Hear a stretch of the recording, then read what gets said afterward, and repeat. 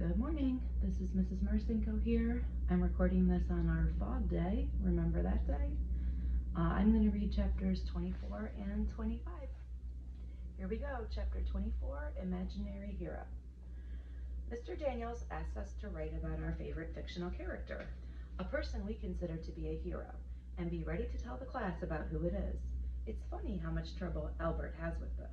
He tells Mr. Daniels that looking up to a character that isn't real is illogical, but Mr. Daniel tells him it will be good for him, which confuses the heck out of Albert. He mumbles all the way back to his seat. Albert never mumbles. He either talks or he doesn't. Oliver is in his seat listing the names of every superhero I've ever heard of.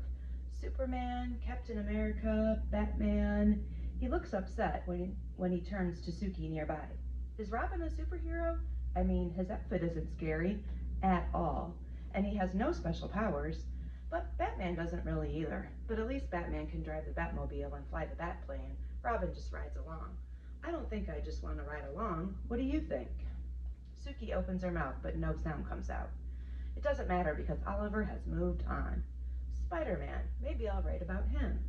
He holds his palm in Suki's face. He shoots webs, and he swings from buildings. That would be the best. Hey, freak, Shay whispers, glancing over at Mr. Daniels, who is working with someone at his desk, trying to make sure he can't hear. We don't need to hear every weird thought in your tiny little brain. We're trying to work. Oliver's face is unmoving until he says, if I were Aquaman, I would summon the piranhas to take you away. You could be their queen. Keisha starts laughing and Mr. Daniels finally looks up. Keisha? She puts her arm down on her desk and leans her forehead against it, trying to stop laughing. The more she tries, the more Shay glares. With Mr. Daniels watching, most everyone goes back to their work. After a while, even Keisha does. But I keep looking around the room. I love how Albert can't choose one character, while Oliver wants to write about everyone. However, I don't love how much trouble I'm having writing about my character. Makes me wish that I were a fictional character. When Mr. Daniels calls me up to his desk, he's holding my paper. A teacher holding my paper is rarely a good thing, but Mr. Daniels doesn't cover my papers with red ink like other teachers. They used to look like they were bleeding. Mr. Daniels has written in green, and he apologizes for not being able to read my writing. He says that my character sounds really interesting, but he'd like to know a bit more. Will you read this out loud for me? Uh-oh. I take it, squeezing my eyes into slits, trying to read my own writing. I wait for him to pressure me to try harder, to do something I can't do. He slides the paper out of my hand. Well, he says, why don't you just tell me instead of reading? First of all, tell me your person's name. I feel such relief that I'm afraid to blink. I hate this pressure, but this time I've been saved. I keep my voice down so no one can hear. It's Roy G. Biv. Oh, wait, he says. Like the colors of the color spectrum? I nod. He stares. Before he can tell me I've messed up the directions, I say, you said fictional, and I figured you meant a book character like Alice from Alice in Wonderland. But Roy isn't real, and there isn't any other character that means as much to me as him. I love the colors, and I use them in my art, and art is about the only thing... I stop before I confess to feeling like a failure at everything else. That's clever, Allie, he tells me. I actually like that you chose someone who isn't a book character. Exactly. You think out of the box. I see a mind movie of me standing outside a huge glass box. Everyone else is inside it, together. Do you know what it means to think out of the box, he asks. I shake my head. It means that you're a creative thinker. You think differently than other people. Great, just once I want to be told I'm like everyone else. It's a good thing to be an out-of-the-box thinker. People like that are world changers. Wait, his face doesn't look like this is a bad thing. Is that like setting the world on fire? I ask, smiling a bit. Exactly that, he nods. Then he stares at me long enough for me to wonder what he's thinking before sending me back to my seat. The next day, when it's time to tell the class who my character is, I begin by asking everyone what their favorite color is. It's fun. I think this is part of being a teacher would be cool. I'd rather eat crayons than do the rest of it, though. I take out a color wheel that I made at home. It's white cardboard that I've broken into 7 pie-shaped pieces. I figured out that each angle has to be about 51 degrees to have 7 equal pie pieces. I used Travis's protractor to draw the lines exactly. Then I colored each piece with a different Roy G. Biv color, and I made them really dark. What color do you get if you mix all the colors together? I ask. Most kids guess dark colors.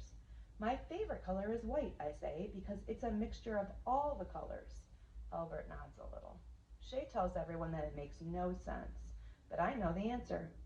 If you mix paint together, that's true. But if you're talking about just the colors, pure in nature, they make white when mixed. I brought this wheel to prove it. I feel like a magician. I showed them the wheel with all its colors. Then I stick a paper clip that I've unbent through a hole in the center and spin the wheel. It turns white as it spins fast. As it slows down, the colors reappear. Jessica leans forward. That's pretty cool. Shay looks at her with squinty eyes until Max agrees. Then she nods and agrees too. Are you going to give that away? Oliver asks. I hesitate. I wasn't going to. I look down at it, but I guess I could. You like that, huh, Oliver? Mr. Daniels asks. I'd give it to my bus driver. She likes things with rainbow colors. Well, that's thoughtful of you, Oliver, Mr. Daniels says. I sit down at my desk, thinking about whether I should give the colored disc to Oliver. Jessica and Shay are talking behind me. Can I have another bracelet? Jessica asks Shay.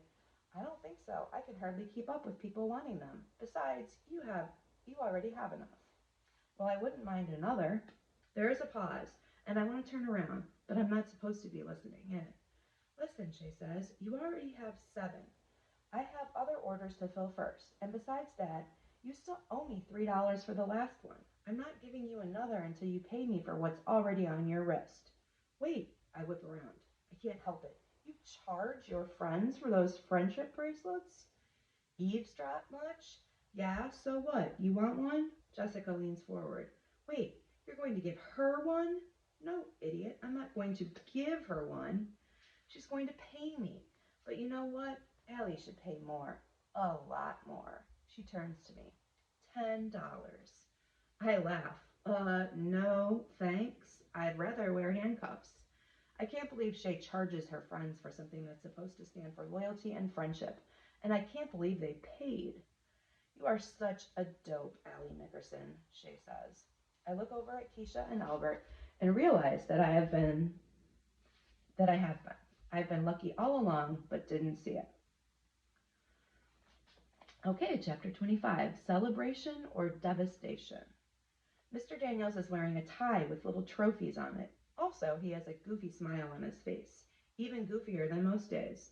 Okay, my Fantasticos, there is one among you who is even more fantastic than usual, and that's hard to do. So, we are going to celebrate. You see, when you all wrote those nature poems the other day, you had all been secretly entered in. He puts his arms up and raises his voice. The first annual Fantastico Poetry Award. Oh, great. Another thing for Shay to brag about.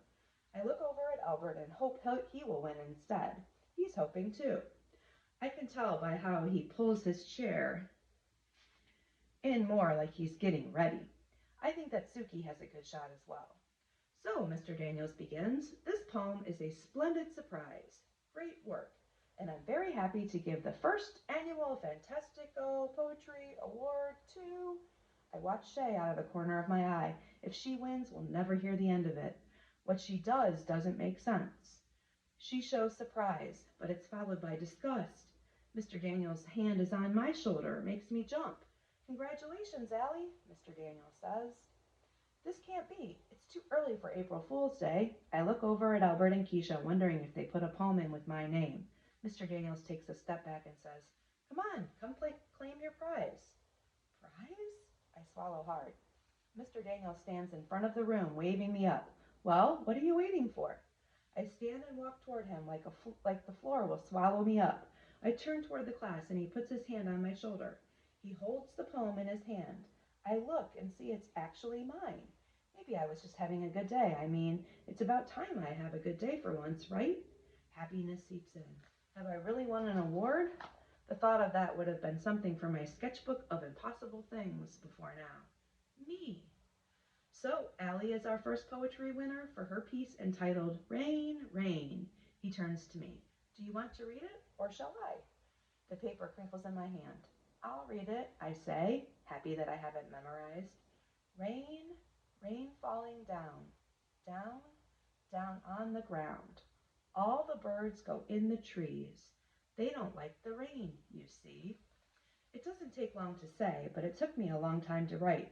But now it's all worth it. There is silence until Mr. Daniels motions to everyone to applaud. Albert and Keisha clap the loudest. Mr. Daniels motions again, and the applause gets louder. Oliver slaps his desk until Mr. Daniels pulling on his ear calms him down.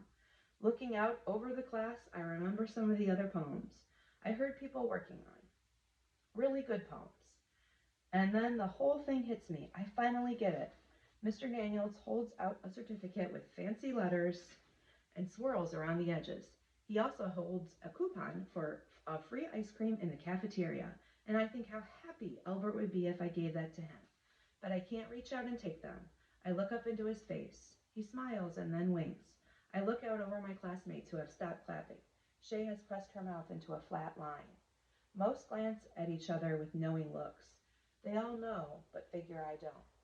This isn't a poetry award. This is a pity award.